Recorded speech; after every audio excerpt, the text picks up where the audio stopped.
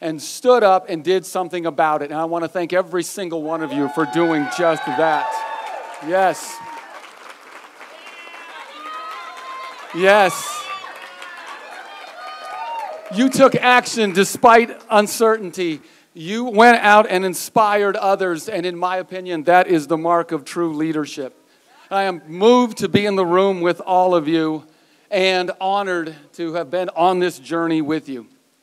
Folks, we came up short tonight, and I called Governor Doug Ducey to congratulate him on his reelection and to wish him the very, very best with the number of important issues facing our state.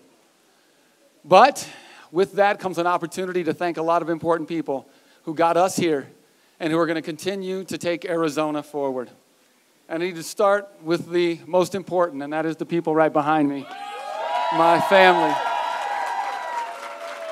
Lori and Olivia and Lola.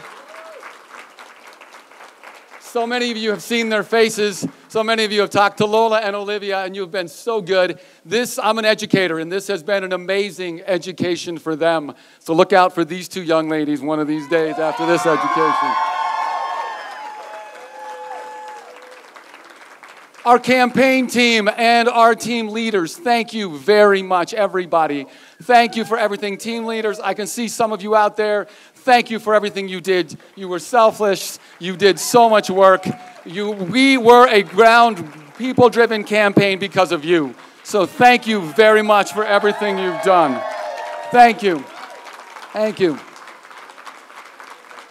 To all of our contributors out there, folks, we had 45,000 people contribute to our campaign, more than every statewide Republican, federal or state. That is some real people power, and I want to thank every single one of you for stepping up and helping us out. Thank you.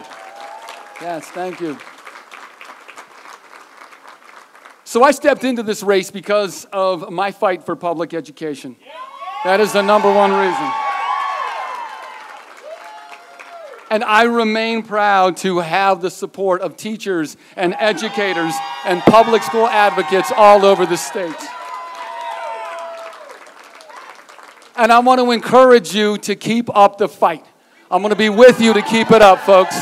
Let's keep up that fight. Because as Cesar Chavez famously said, you can't uneducate someone who's learned how to read. You can't humiliate somebody who has pride. And you can't oppress someone who is not afraid anymore. Yes. And all of you leaders out there in the Red for Ed movement, you are not afraid anymore.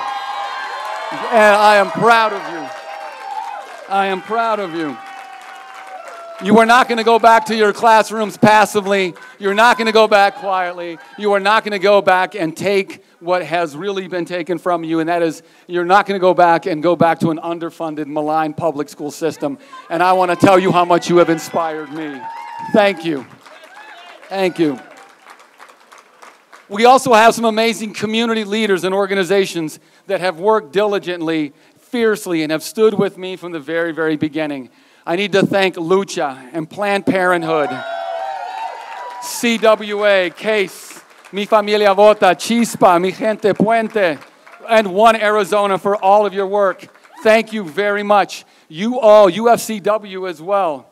I am forever indebted to you, and I am inspired by this network of progressive and bold leaders. You are setting a course for the future and the kind of future that we want to see in our state. And earning your trust and support has been one of the most important honors for me. You are going to continue to lead our party forward. And some of the wins that we are going to see tonight are due to your efforts. So thank you very much, all of your community leaders. Thank you.